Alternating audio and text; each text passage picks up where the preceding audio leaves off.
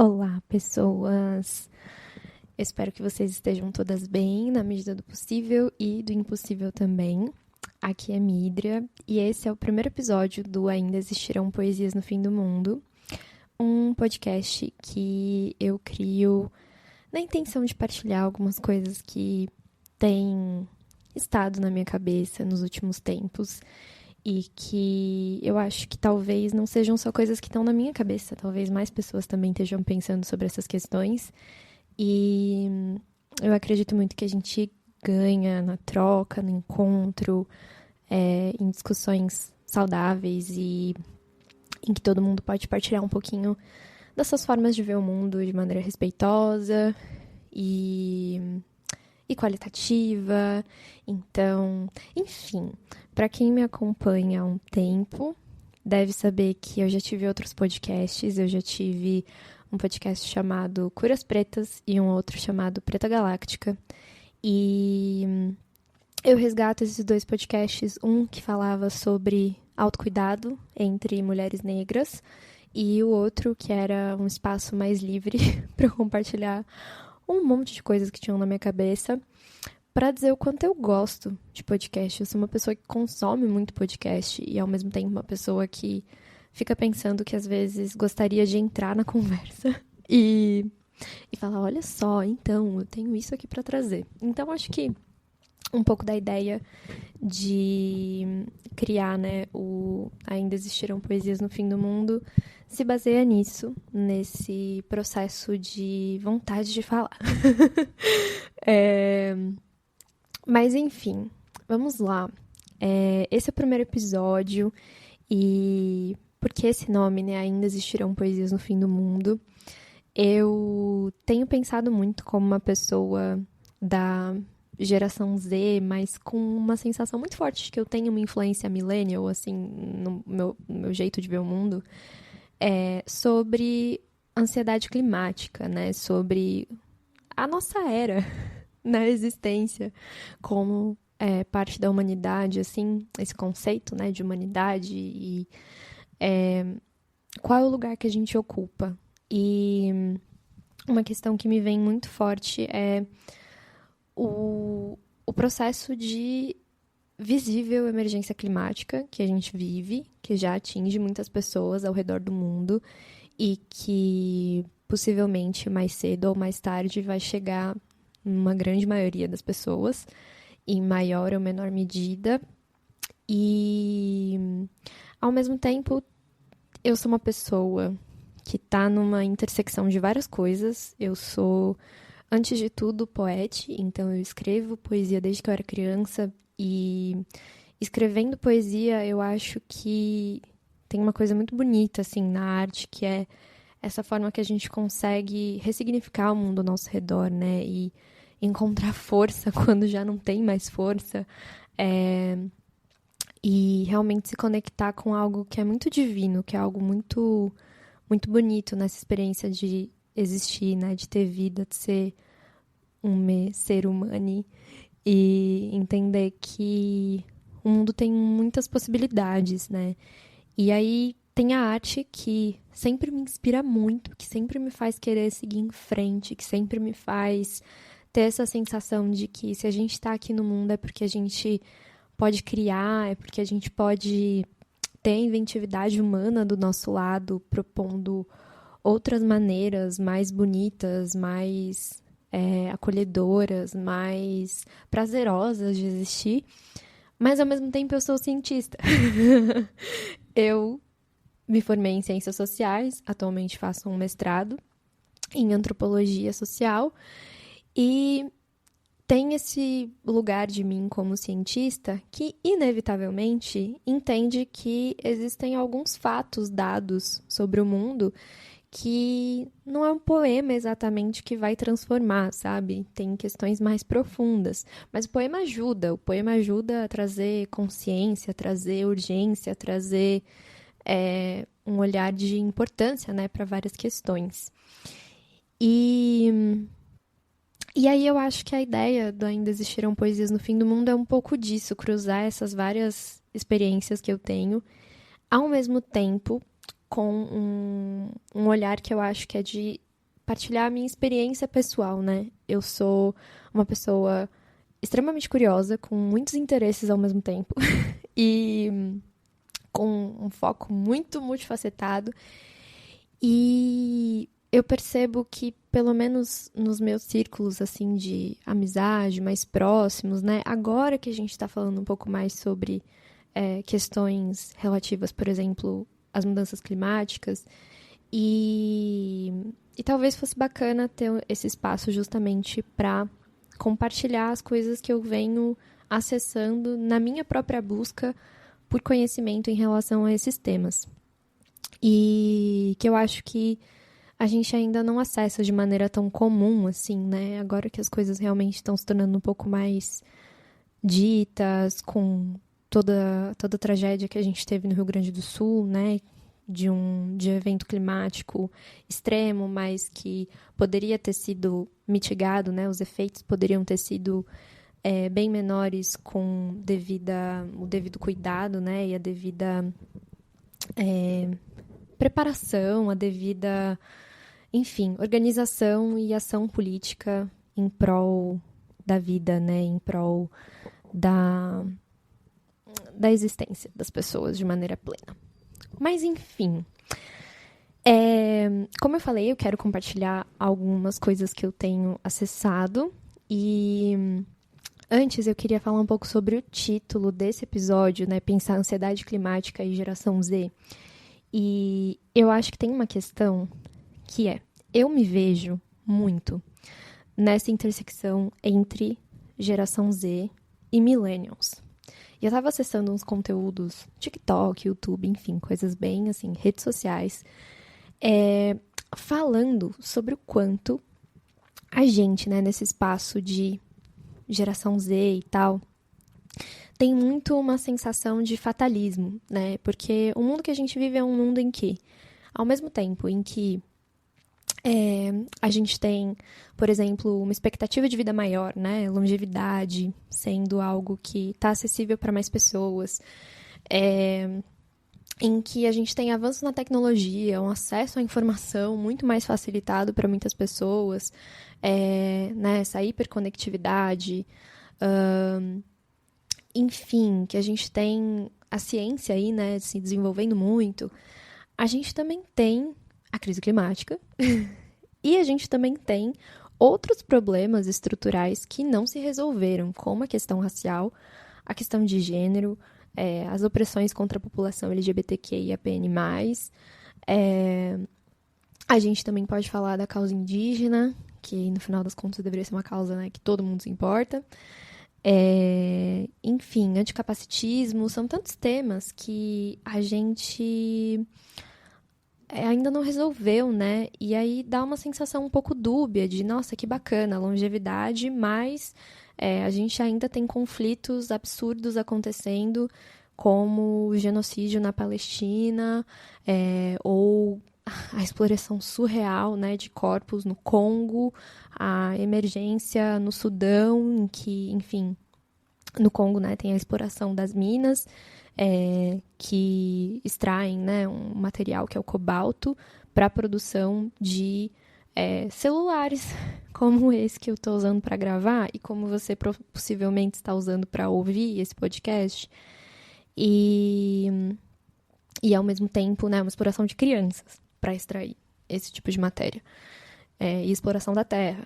E aí no Sudão tem várias questões políticas tensíssimas, e junto dessas questões políticas tensíssimas, você também tem o abuso sexual desenfreado, né, enfim, estupros acontecendo com meninas e mulheres, e não só meninas e mulheres. Então, é muito contraditório, sabe? Eu sinto que a gente está numa geração de muita informação, e essas informações, elas mostram pra gente que o mundo tá num grande paradoxo de avanço e regresso, né?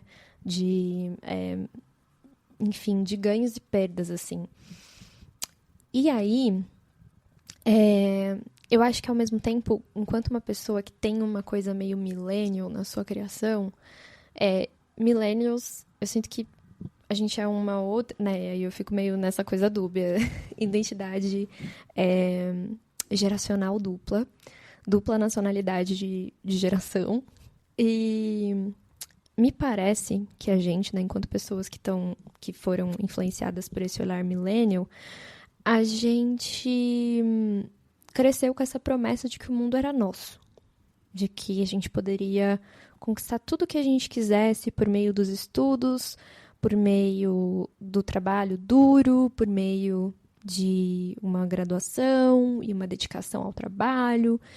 E aí, quando a gente se depara com esse mundo extremamente adoecido, com tantas questões problemáticas, é como se esse sonho, que é o sonho talvez do século XXI, né, de um mundo muito tecnológico, enfim, como se tudo isso fosse por água abaixo, assim, né? A sensação que eu tenho é um pouco desse balde de água fria, de, promessa de um lindo mundo, arco-íris e alegria, aquele quadro, né?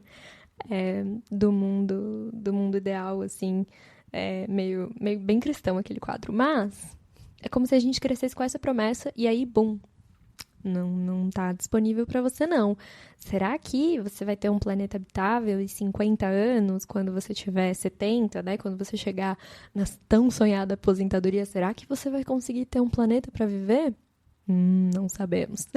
Aguarde cenas dos próximos capítulos. Saiu, né, uma divulgação desse estudo da NASA de 2020, dizendo que em 50 anos a nossa existência no Brasil se tornaria insustentável, especialmente pensando o calor extremo, e que mais ou menos 6 horas de exposição a uma área externa poderia levar uma pessoa à morte.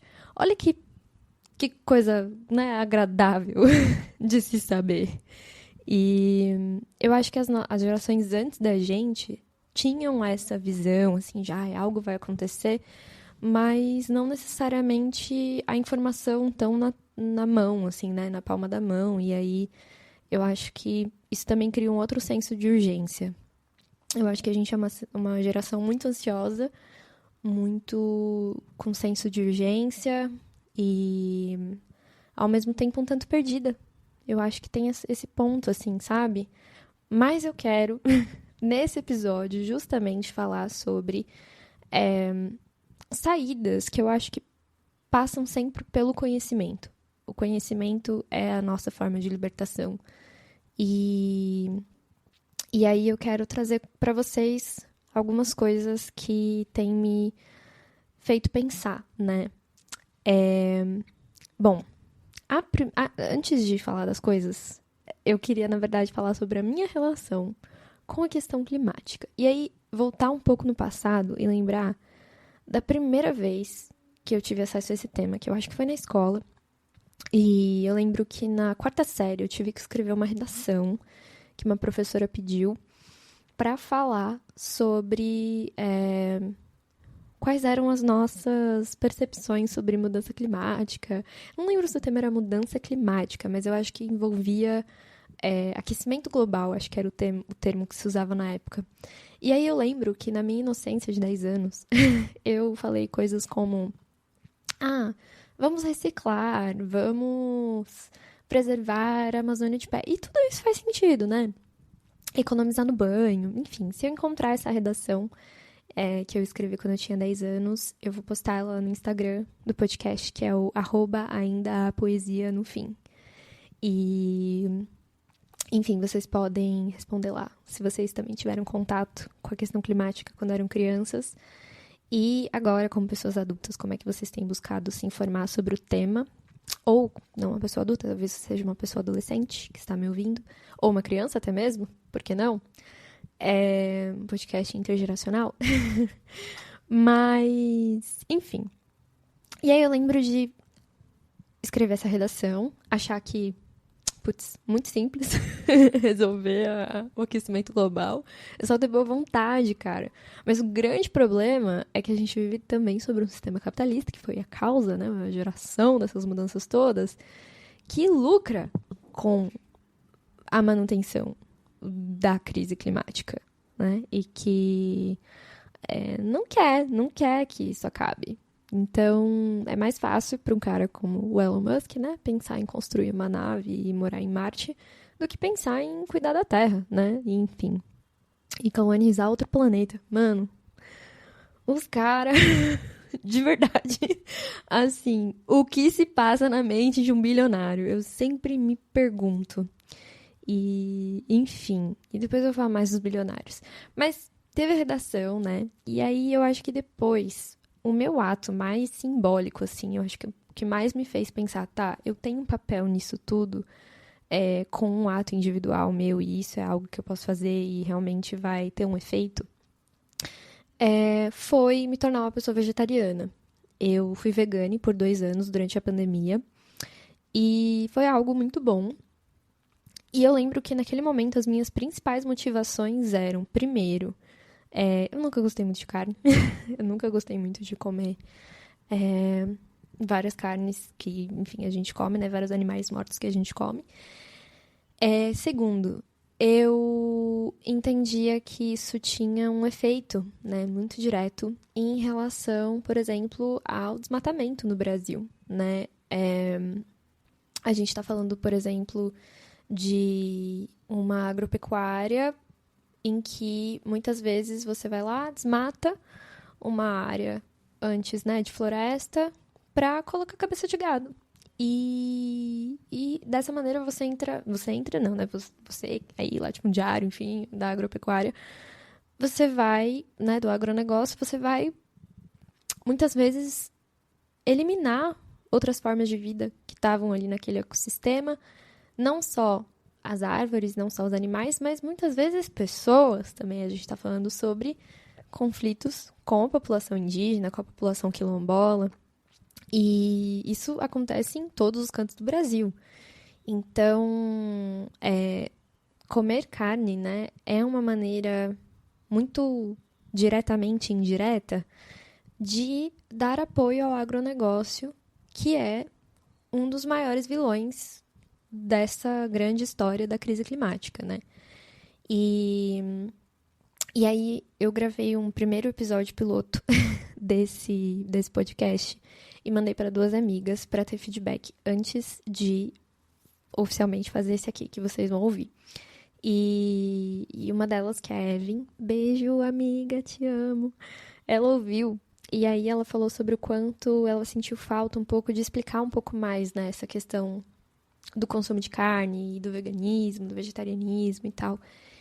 E especialmente entendendo, e aí eu acho que é legal trazer realmente que algumas pessoas, enfim, muitas pessoas, na verdade, foram criadas com essa mitologia ao redor da carne, né, do animal morto no prato, como um sinal de progresso, como um sinal de que você venceu na vida, né? Putz, as minhas gerações passadas, né? Minha avó, meu avô, meu pai, minha mãe não podiam ter carne todo dia, agora eu tenho. E isso é um sinal de progresso, isso é um sinal de que nós, como família, como pessoas da classe trabalhadora, agora estamos em um contexto socioeconômico confortável. E isso é bom, isso é um sinal de desenvolvimento, de progresso, né, de prosperidade. E também tem um outro lugar que é o da religião, né? Em muitas religiões a gente tem o consumo de carne, de animais mortos ou oferendas, etc., como também algo que simboliza força, que simboliza prosperidade, né? Que simboliza axé, que simboliza, enfim. Eu não sei das outras religiões tanto para falar, eu sou uma pessoa do candomblé. E aí, eu acho que o primeiro ponto, eu já vou elucidar que eu, como uma pessoa do candomblé, esse é um lugar em que a minha existência é paradoxal. Então, mesmo sendo uma pessoa vegetariana hoje, quase 80% do tempo vegana, esse é um lugar em que eu entendi que as coisas não vão fazer sentido. E tá tudo bem. E eu vou ser contraditória nesse ponto. Que é, mesmo sendo uma pessoa vegetariana, vegana, quase que 80% do tempo, eu sou uma pessoa de candomblé. Essa é a minha fé. E dentro dessa liturgia, dentro desse espaço religioso, o animal morto vai estar presente. E ele vai ser honrado dentro de toda uma cosmovisão, não é uma coisa né, desenfreada e assassina de maneira, enfim, desproposital, como... Não desproposital, né, mas que despossui ali o animal da sua vida, como é no agronegócio, como é, enfim, nesses matadouros todos que a gente tem, que os bichos são vistos como números, não é a mesma coisa. Mas é isso, é um lugar em que eu não tenho muito o que fazer, assim, né? E eu esqueci de falar da terceira causa. Então tem nunca gostei de carne, segundo, contribuição com a crise climática e, porque os gases, né? Enfim, o pum da vaca, gente. O pum da vaca contribui com emissão de gases que contribui com... Eu não sei se é o efeito estufa, mas, enfim, tem isso ainda por cima, além de elas estarem ocupando uma área que antes era uma floresta, possivelmente, né? Ou um ecossistema mais equilibrado que ajuda a manter a temperatura do planeta ou daquela região, etc. E terceiro, claro, o sofrimento animal, né? Então, é isso, gente. Então tem essa primeira contradição. Mas, quando a gente fala sobre a questão de classe e sobre comer ou não comer carne, como, né, uma pessoa da classe trabalhadora que agora tem condições de comer carne, etc., eu acho que isso tá naquele hall de coisas que são falsas ideias de progresso e falsas ideias de desenvolvimento, e a gente precisa questionar até a própria noção de progresso e desenvolvimento.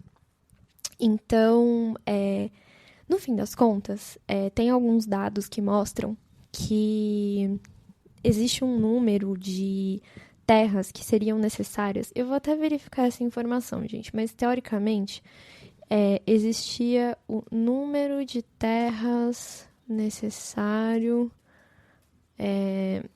para consumo médio do americano, que é a ideia de que se todo mundo tivesse... é isso mesmo. Então, se todo mundo tivesse o nível de consumo que uma pessoa estadunidense, né, de classe média aí tem, a gente tem dados, e aí isso aqui é um dado do Instituto Humanitas Unicinos.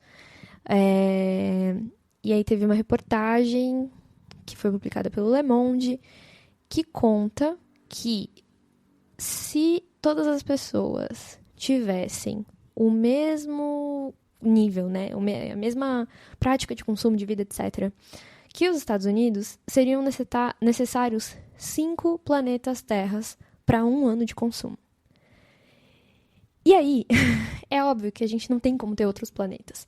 Mas, no fim das contas, se a gente precisaria de 5 planetas Terras para todo mundo viver como uma pessoa estadunidense que tem ali o seu consumo de carne, talvez num patamar ideal de uma pessoa que tem condições mínimas para manter uma cesta básica, que não é tão básica assim, a gente está pensando que a longo prazo a gente não tem essas 5 terras, então a gente está exaurindo a nossa terra 5 vezes. Dá pra entender? Eu sei que esse cálculo é meio estranho. Fiz agora na minha cabeça, também não sei se faz tanto sentido. Mas é a ideia de que a gente não tem o planeta para consumir do jeito que a gente consome hoje. E aí, se a gente for parar para pensar, a longo prazo, quando você é uma pessoa, né, da classe popular, etc., consome carne, com uma noção de que talvez isso seja um avanço, porque olha só, eu consigo comprar isso que não é um item que todo mundo pode ter à mesa, etc., isso é um sinal de que eu estou bem, enfim, indiretamente você está contribuindo com o futuro muito miserável do seu neto, da sua neta, sabe? Bisnetos, bisnetes, enfim. E aí eu acho que é um mito que a gente precisa tirar da nossa mente, que isso é um avanço. Porque indiretamente isso vai fazer mal pra gente mesmo, só que talvez não a gente, como esse corpo aqui mas as nossas pessoas futuras, né? As nossas futuras netas, bisnetas, filhas, né? Porque se a gente tem um estudo falando que em 50 anos a condição de existência no Brasil vai ser muito complexa por conta do aumento da temperatura, em 50 anos, se você tiver uma pessoa, se você for uma pessoa de 25 anos como eu, tiver uma criança, né, adotar, ou tiver uma pessoa, uma filha, filho, filha, em 5 anos, em 50 anos essa pessoa vai ser uma pessoa jovem. Não, pera, eu fiz as contas tudo errado, gente. Eu sou pessoa de humanas. Em 50 anos, essa pessoa vai ser uma pessoa jovem, porque a gente tá com expectativa de vida maior. Então ela vai estar na metade da vida dela, teoricamente, sabe? Vai ter 45 anos. Tudo isso porque minha amiga Evelyn trouxe esse questionamento. Mas, sabe, será que você não tá partindo de um lugar um tanto classista? E aí eu acho que isso entra naquele lugar que é da sobreposição das questões, né? Normalmente as pessoas, por exemplo, que têm uma base mais marxista, né, um olhar para classe é o mais importante. Aí vão vir os homens negros, né, na historinha que a gente sempre ouve, vão dizer, não, raça é o mais importante. E aí as mulheres negras vão vir lá e falar, não, gênero, raça e classe, como diria Angela Davis, são importantes. Aí vai vir a galera LGBTQIAPN+. Sim, mas identidade de gênero, de maneira mais ampla, não só, né, nesse olhar binário, e identidade, né, e orientação sexual também são importantes. E aí a gente vai tendo que sobrepor, porque cada grupo tá olhando muito pra sua própria questão, e aí, pra mim, olhar para o consumo de carne como algo que você faz, porque, olha só, agora eu consigo, isso é um avanço, etc. É uma falsa ideia de que a gente está avançando como classe trabalhadora, e no fim das contas, é algo que está contribuindo com o nosso próprio fim, né? Então, é uma sobreposição falsa das questões. Não, porque a questão de classe vai em cima da questão ambiental. E aí, talvez a questão ambiental seja algo que está ao redor de tudo isso, ou no centro de todas essas questões, porque sem um planeta habitável, o que a gente vai fazer? Mas, enfim, já falei bastante, né, sobre a questão do consumo de carne, etc. Tem vários documentários muito bons para assistir. Acho que a gente também precisa desmistificar algumas questões, pessoas veganas, etc., saúde. Acho que isso já tá bem ultrapassado, mas tem um documentário muito bom na Netflix sobre pessoas gêmeas que passaram por um experimento de ter um estilo de vida mais saudável. E essas pessoas que estavam vivendo um estilo de vida mais saudável foram submetidas a dietas distintas. Uma dieta vegetariana vegana, se não me engano, e outra dieta onívora. Ovo-lacto... Isso. É onívora, eu acho que é quem come carne. E essas duas pessoas, né, que são gêmeas, que têm o mesmo DNA, teoricamente, lá, enfim... Não sou da biologia, gente. Tô trazendo aqui as informações que eu acessei como uma pessoa curiosa e não necessariamente uma pessoa especialista, tá bom?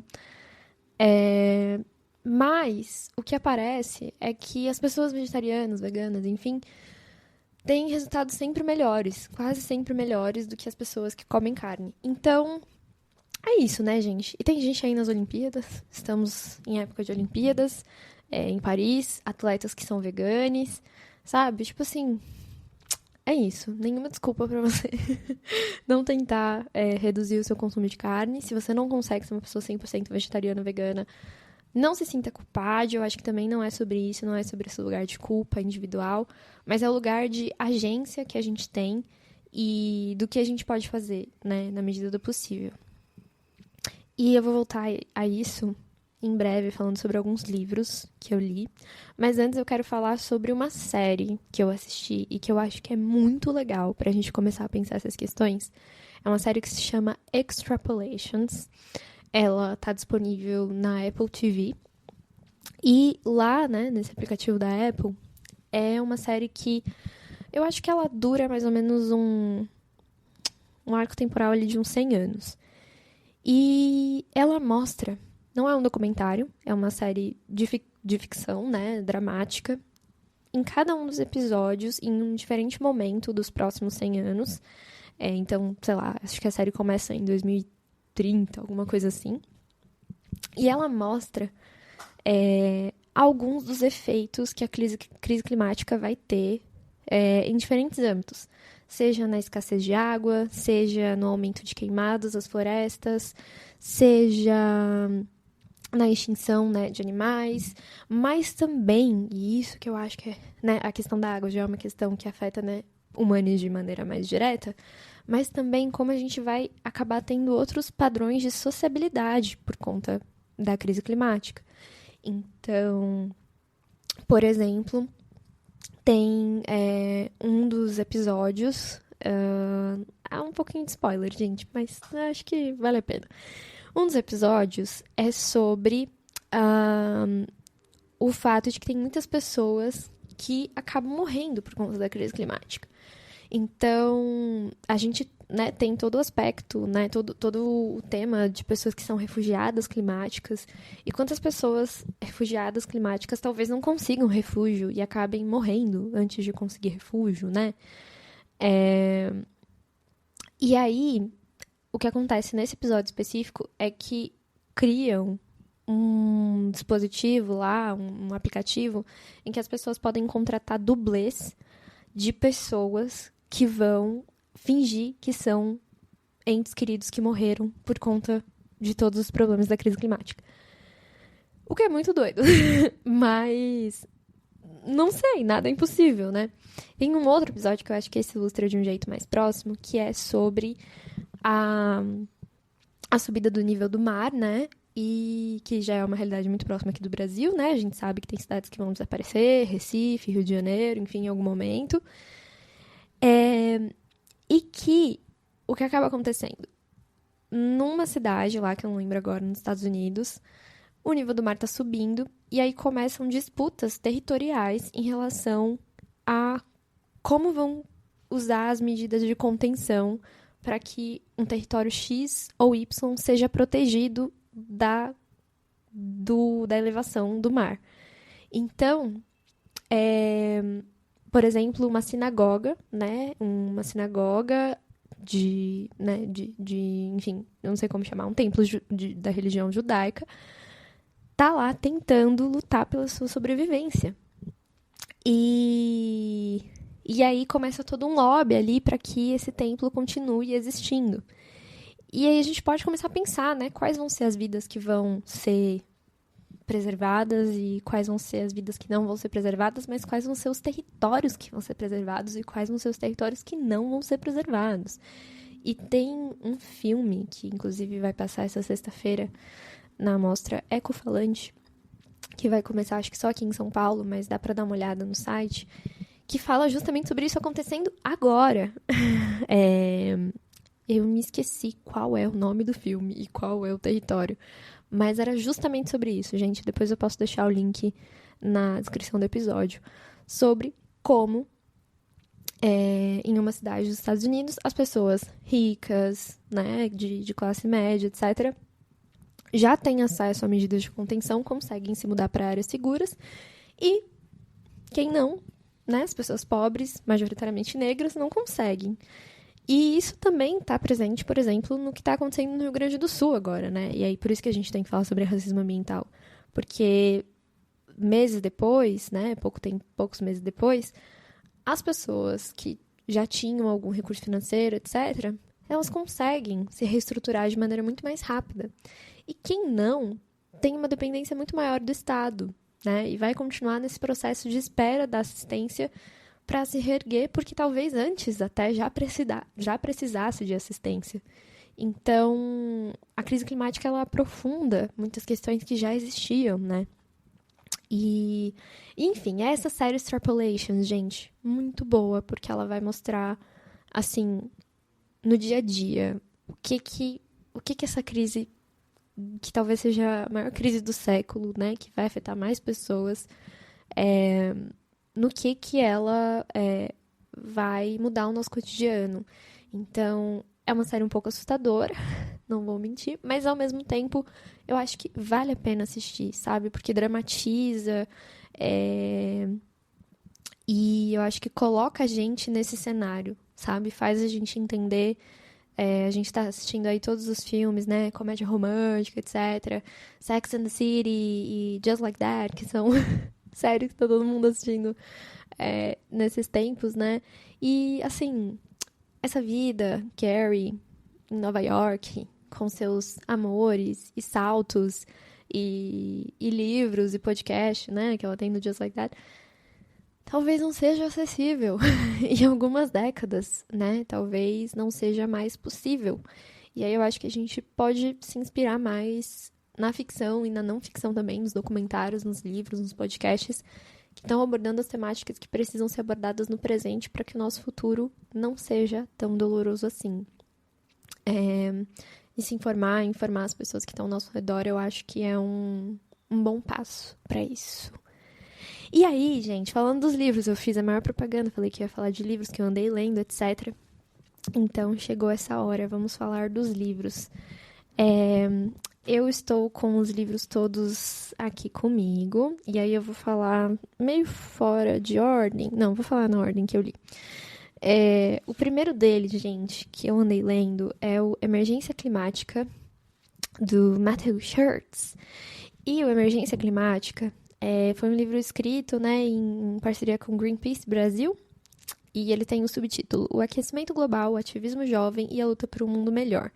Eu acho que ele é um ótimo livro de introdução para quem quer se ambientalizar em relação ao tema, conhecer um pouquinho mais, né, dessas perspectivas sobre emergência climática. Eu acho que é legal, né, dar esse nome, emergência climática. Ui, meu Deus, o livro caiu! Dar esse nome, emergência climática, e realmente, sabe, trazer a seriedade da coisa. Eu acho que é muito sobre isso. E aí, enfim, esse é o primeiro. Ele é bem introdutório, fala bastante sobre, justamente, né, o ativismo jovem. Então, eu acho que é legal pra gente começar a se inspirar, entender. Olha lá a Greta, o que ela tá fazendo, né? Fridays for Future. Movimentos aqui no Brasil também estão nascendo e existem e resistem. E, sabe, a gente tem saídas, né? A gente tem saídas. E depois eu poderia tentar fazer um episódio com jovens ativistas climáticos que eu conheço. Porque eu conheço algumas pessoas e que eu acho que vocês gostariam de ouvir também. Talvez eu seja uma pessoa mais esperançosa, porque eu conheço pessoas jovens que são ativistas. E isso é uma das minhas motivações para adiar o fim do mundo com a poesia, né? O segundo livro é o Justiça Climática, Esperança, Resiliência e Luta por um Futuro Sustentável, da Mary Robinson. E se fosse para indicar um desses todos que eu vou mostrar aqui, eu acho que esse aqui é o livro, junto com a série Extrapolations, é o livro para ler, gente. Por quê? A Mary Robinson, ela foi, né, ela é ex-presidente da Irlanda e enviada especial da ONU para a mudança climática. E ela aqui traz casos reais de lugares onde a questão climática já está presente, onde, né, a questão climática, o aquecimento global, né, já fez efeitos, a gente já tem efeitos da crise climática.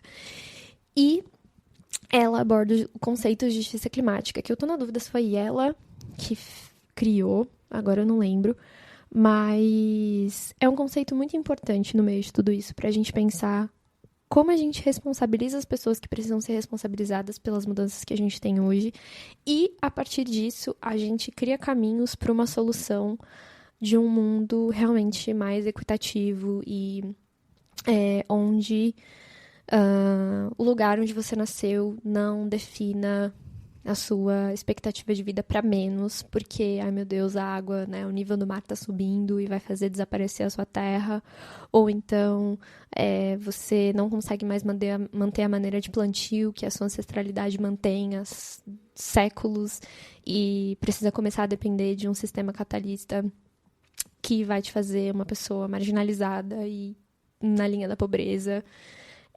Enfim, são capítulos muito legais e eu acho que realmente vale muito a pena ler, assim, porque é um livro que vai também trazer algumas respostas do que as pessoas já têm feito, sabe? E, enfim, recomendo muito Justiça Climática, da Mary Robinson. São histórias reais, você vai se sensibilizar e entender o que está acontecendo já na prática em vários territórios do mundo, e vale muito a pena ler. O terceiro livro que eu li foi o Nós Somos o Clima, do Jonathan Safran Foer, que é autor também de um livro chamado Comer Animais, que eu acho que fala sobre vegetarianismo e veganismo, que tem um documentário estrelado pela Natalie Portman, pelo que eu entendi. E o subtítulo é Salvar o Planeta Começa no Café da Manhã. Esse livro aqui, eu acho que é um desses livros que vai trazer, reforçar a ideia, o argumento de que precisamos parar de comer animais. E é isso, gente. Assim, realmente, eu acho que é o ato mais significativo. Eu acho não. As pesquisas apontam que de todos os atos que você pode ter de mudança da sua rotina, eu vou tomar um banho menos demorado, vou pegar menos combustíveis, né, um carro que seja elétrico. Não necessariamente isso vai ter um efeito reciclar. Isso vai ter um efeito muito pequeno comparado a parar de comer carne. E que é realmente, acho que o ato individual que mais tem algum efeito sobre a mudança climática, né, o aquecimento global. Aí, outro livro, que esse eu tô lendo, eu parei, aí eu voltei. Mas eu vou terminar. Algum momento eu vou terminar. É Uma Ecologia Decolonial, do Malcolm Ferdinand. E esse livro aqui, gente, é muito sensacional. Uma Ecologia Decolonial, do Malcolm Ferdinand. É um livro que o subtítulo é Pensar a partir do mundo caribenho. Então, ele pensa a questão da ecologia, né? E, claro, também das mudanças climáticas, etc., na sua origem, na relação com a colonialidade. Porque é isso, né, gente? Foi o mesmo sistema. A mesma galera que falou, vamos dominar a Terra, vamos, né, colonizar. Também colonizaram corpos. É a mesma galerinha. E eu acho que realmente a gente precisa pautar essa questão da decolonialidade como uma base desse pensamento, né? Porque a decolonialidade ajuda a gente a pensar muita coisa. É a mesma coisa que vai ajudar a gente a pensar, né? Todos os conflitos por território que a gente tem hoje no Brasil, com a população indígena, com a população quilombola. E, ao mesmo tempo, também pensar a questão da Palestina e como a gente ainda tem o imperialismo na forma de relação com o mundo. E também do Congo, né? Que eu já tinha mencionado, porque é a expropriação dessa terra, desses corpos, para encher mais o bolso de pessoas ricas de outros países, como os Estados Unidos, onde a gente tem essa produção de tecnologia, né, de aparelhos. Então, enfim, é bem bom esse Uma Ecologia Decolonial. Acho que vale a pena ler todos, principalmente Justiça Climática e Uma Ecologia Decolonial, porque trazem temas chaves, né, que são a justiça climática. Então, o que a gente vai fazer? O que a gente precisa organizar agora para que esse grande caos não prevaleça? Quais são as medidas, né, de mitigação, de redução de danos, de reparação histórica? E também qual que é a origem, né, de tudo isso? E aí, falando sobre ativismo, etc., eu queria contar uma coisinha que eu acho que também ajuda a pensar esse aspecto de ansiedade climática e esse medo, né, do futuro e essa sensação, talvez, às vezes, de impotência que a gente tem frente a todos esses desafios. Nesse mês de junho, eu fui pela primeira vez para os Estados Unidos para participar de um evento do trabalho. Eu trabalho em uma ONG chamada Ashoka, que é uma ONG que existe no mundo inteiro e que pauta um movimento por um mundo de pessoas que transformam.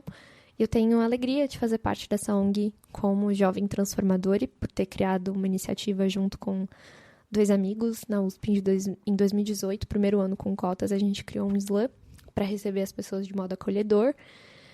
E né, pessoas negras, indígenas, periféricas como a gente, que estavam chegando de maneira mais massiva à universidade, finalmente, depois de muitas décadas de luta dos movimentos negros e indígenas. E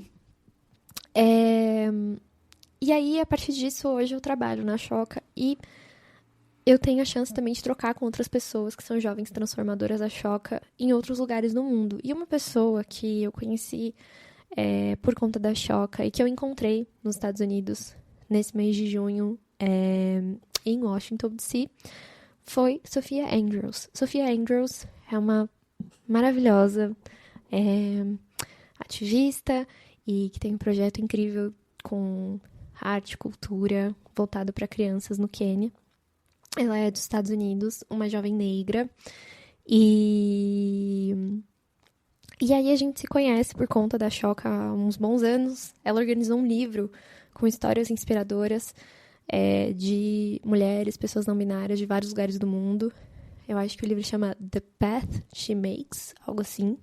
Eu tô nesse livro e eu posso depois colocar aqui no link da descrição também. Mas uma coisa que aconteceu foi, eu e Sofia fomos no Museu de História Natural, aquele que aparece numa noite no museu. E quando a gente estava lá no museu, Sofia hoje está trabalhando na área ambiental. Ela atua com a redistribuição de recursos que são captados com grandes empresas. Foram lá, a empresa desmatou, né, construiu uma hidrelétrica, passou um gasoduto. Aí vão lá, recolhe dinheiro dessa galera. E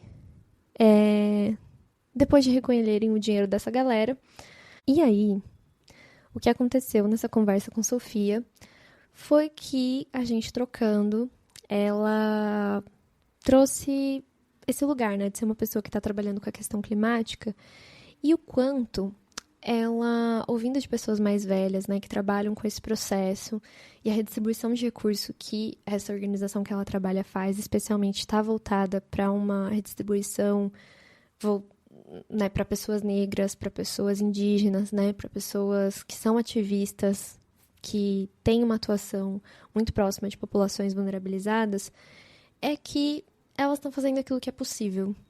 Elas estão fazendo aquilo que está dentro do alcance delas, como seres humanos que são pessoas finitas, que têm um tanto de tempo nessa terra, que têm um tanto de tempo no dia, na semana, no ano. E eu acho que isso me acalmou bastante também, assim, parar para pensar que em algum lugar a gente também precisa olhar para a redistribuição do cuidado, né? O cuidado, ele tá muito hoje voltado, né, para pessoas que são pessoas como mulheres, pessoas negras, pessoas indígenas também, que estão cuidando da terra. E talvez o que a gente precise fazer seja justamente redistribuir esse cuidado e essa importância, né, da divisão das tarefas e por aí vai, entre as pessoas que não estão olhando para isso, que são os bilionários, que são os homens, que são, né, normalmente homens cis, brancos, héteros, europeus ou estadunidenses desse norte global, e que são pessoas que estão, nesse momento, muito desconectadas do que está acontecendo com o restante do mundo. E eu acho que é nesse ponto que a gente precisa prestar atenção, né? Quem é que tá de novo levando a culpa? Ai, vocês não estão fazendo o suficiente, vocês não estão se engajando o suficiente. Quando, na verdade, talvez a gente precise estar olhando justamente para taxação dessas pessoas que são super ricas, para que elas paguem por uma transição energética, para que elas, né, estejam realmente sendo implicadas no processo e não que, novamente, pessoas que são afetadas, né, pelas questões todas sejam duplamente responsabilizadas por aquilo que acontece com elas. E, enfim, eu conheço também, né, outras pessoas jovens que atuam com isso e eu acho que a gente realmente está nesse caminho muito, enfim, pouco a pouco, assim, passo por passo, entendendo que existem séculos e séculos de opressão e de questões que a gente precisa ainda trabalhar e que a gente está nesse trabalho, sim, há séculos, né, nossa ancestralidade, etc., mas que a gente tem muito mais ferramentas e por isso talvez a gente sinta esse senso de urgência no agora. E tem muita coisa que a gente pode fazer, mas também tem muitas estruturas que são muito difíceis de mudar, mas também, como uma pessoa que é cientista social, estudante de antropologia, tudo tá no plano da cultura, no fim das contas, né, gente? Nada é natural. E aí, outros ativistas que eu conheço, assim, que eu acho que é legal trazer, um projeto muito legal chamado Climate Activist Defenders, que é de uma jovem transformadora choca, que é a Luísa Santi. E é só a gente parar pra pensar, né, gente? Quantas pessoas ativistas climáticas no Brasil não são assassinadas ao longo da nossa história. A gente tem, né, a irmã Dorothy, a gente tem Chico Mendes, a gente teve mais recentemente o Bruno e o Dom. E é um país muito perigoso, né, para ativistas climáticas e não só, né, Marielle, enfim. Então é muito importante pensar essas formas de cuidado e de proteção e de garantir que o trabalho que precisa ser feito seja feito com respeito a essas pessoas. Além da gente pensar também, né, um olhar sobre o cuidado mais preventivo, né? Então, se a gente vai pensar, por exemplo, saúde mental, tem um trabalho muito legal da Mariana Nunes, que é uma jovem transformadora choca, e ela organizou uma cartilha de autocuidado para pessoas ativistas climáticas. E não só ativistas climáticas, mas ativistas de toda a ordem. E eu acho que vale muito a pena conhecer esse trabalho dela, da ONG Autoestima-se, que é um trabalho muito bacana. E deixa eu ver o que mais. Bom, acho que a gente também, além de dar suporte, apoio e reconhecer essas iniciativas, precisa votar nas pessoas certas, né, gente? Não dá para votar em pessoas que não estejam comprometidas com essas questões. Esse ano no Brasil temos eleições municipais, né? Então a gente precisa olhar para isso. É o caso do Rio Grande do Sul, né? O prefeito de Porto Alegre, uma pessoa muito despreparada para lidar com tudo que estava acontecendo, sabendo da periodicidade dessas cheias, né? Dessas enchentes que já são um tanto naturais por conta, né? Da interferência humana no curso dos rios, né? Do soterramento, por aí vai.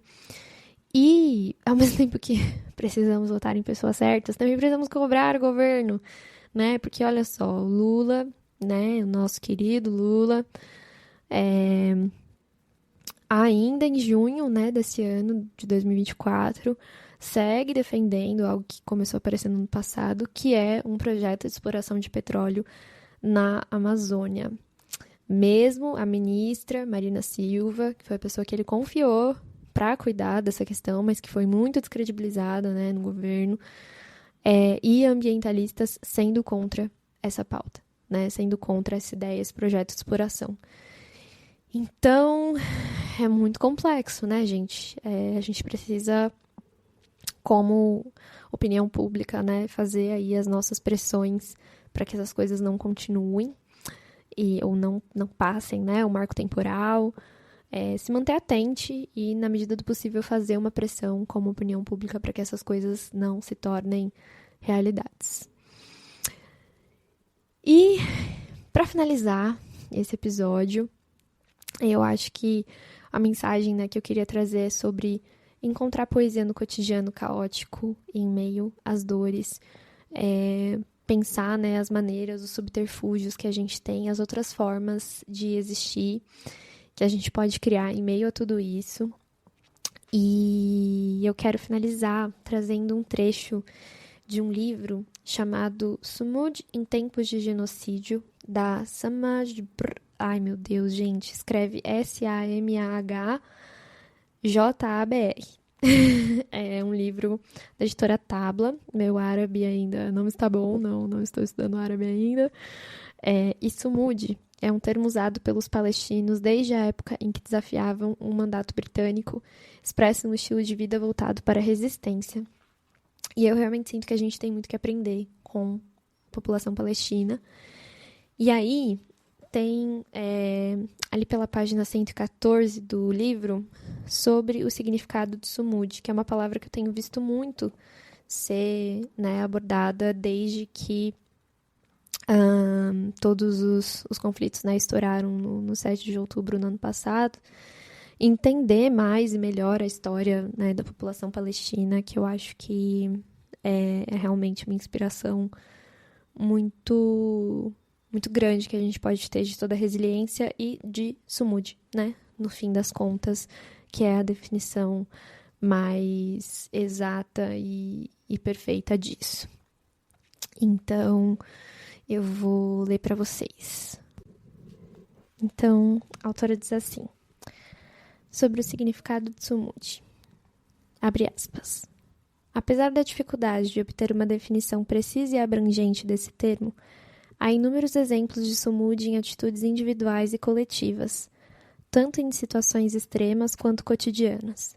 Embora termos como resiliência e desenvolvimento de comportamentos adaptativos frente às adversidades sejam atualmente populares na psicologia positiva, os palestinos têm usado a palavra Sumudi desde a época em que desafiavam o mandato britânico. O termo possui significados variados em diferentes estágios da luta palestina e em resposta a eventos complexos: deslocamento massivo e forçado, vida sob ocupação, vida como palestino com cidadania israelense, prisão e exílio. Enquanto a resiliência é um conceito orientado para um estado de espírito, Sumudi expressa tanto um estado de espírito quanto uma orientação para a ação.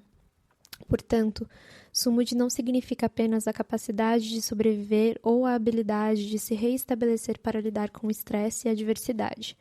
Sumudi é a realização dessas coisas, além da disposição de manter um desafio inabalável à subjugação e à ocupação.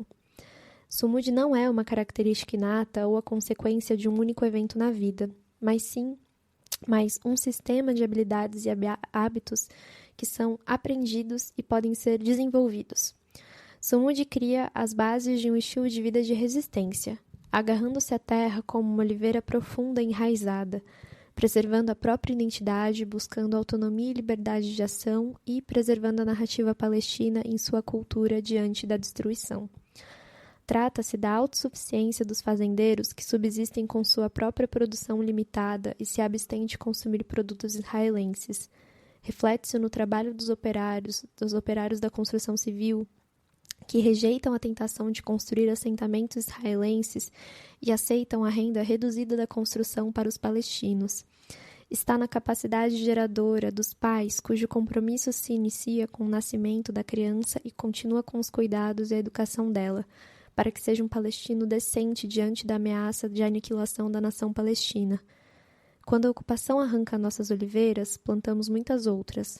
Quando destrói nossas casas, construímos casas novas. Quando fecha nossas escolas, criamos escolas improvisadas. Quando obscurece nossa história, nos empenhamos em testemunhar, lembrar e documentar. Quando nos fragmenta com documentos de identidade estratificados em cores, placas de carro diferenciadas e partidos políticos conflitantes, agimos para criar laços de solidariedade por meio de ações coletivas que mantêm a coesão da comunidade. Sumudi não aceita o status quo, não tolera corrupção e não gosta de esmola. A escolha por Sumudi não é fácil nem indolor e não significa ausência de emoções negativas diante da perda. Sumudi significa manter o otimismo, a solidariedade moral e social enquanto se lida com realidades sombrias e estruturas opressivas. Ufa! É isso, né, gente? Eu acho que a gente precisa partir desse lugar de amor muito profundo a quem nós somos, a nossa ancestralidade, aquilo que a gente traz de melhor, né, para a existência nesse mundo.